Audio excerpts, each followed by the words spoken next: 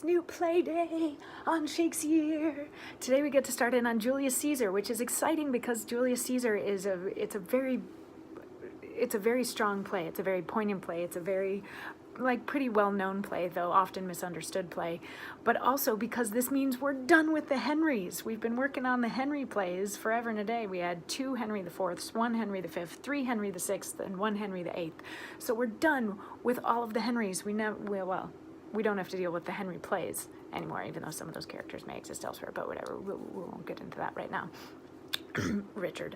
Anyway, so we get back into some other stuff, and Julius Caesar it's semi-historical. Obviously, Julius Caesar was a real person, but there have been liberties taken with the characters and events and all of that sort of stuff. But it's an interesting political play. So let's kick it off. Today we get to hear from Murellus in Act 1, Scene 1. And Murellus is one of the tribunes of the city, and he and another one of the tribunes, Flavius, are walking around the city, and it's the festival of Lupercal going on, which is sort of like a Mardi Gras type thing. There's just like people out in the streets, and they're partying, and they're drinking, and they've got, banners and streamers and confetti, and they're throwing stuff everywhere. It's sort of chaos in the city, and because people are celebrating Lupercal, and they're celebrating the fact that Caesar is coming home with his triumphs from the civil wars. So yeah, things are a little chaotic and crazy, and Marcellus and Flavius walk into this, and they start sort of giving some of the commoners crap. They're like, what are you doing? Like, you should always be wearing something that tells us who you are. So like, what is your profession? What is your profession? And there's some double entendre that happens in a conversation with the cobbler, and they're like, we're out, we're celebrating, like we're waiting for Caesar to come home in triumph. And Murellus is like, wherefore rejoice? What conquest brings he home? What tributaries follow him to Rome to grace in captive bonds his chariot wheels?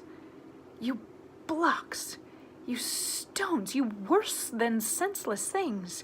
Oh, you hard hearts, you cruel men of Rome, knew you not Pompey? Many a time and oft have you climbed up to walls and battlements, to towers and windows, yea, to chimney tops, your infants in your arm, and there have sat the livelong day with patient expectation to see great Pompey pass the streets of Rome.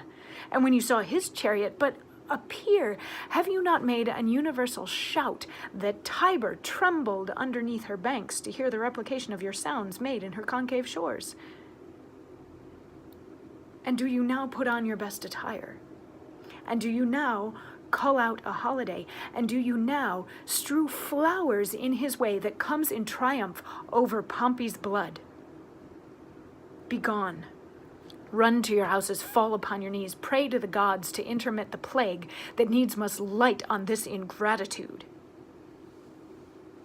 So Murellus is a fan of Pompey, and Caesar and Pompey historically were not great friends. They were enemies, and they fought and all that sort of thing. And Murellus is calling the people out on the fact that these same people who had been celebrating all of Pompey's triumphs, who were coming out and throwing like ticker tape parade type things when Pompey would come home from a battle, are now essentially celebrating Pompey's loss by celebrating Julius Caesar come home. So he's calling them all hypocrites and shouting at them and all of that sort of stuff, pointing out their hypocrisy.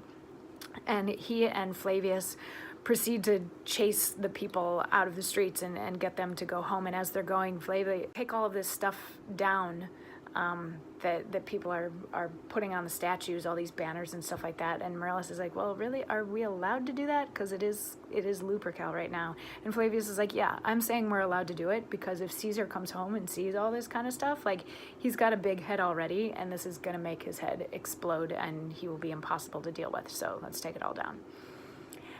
And that's Act 1, Scene 1 of Julius Caesar. So new play day on Shakesyear, and we will see you tomorrow because we got a whole bunch of Julius Caesar left to go. I'll see you then. Mwah.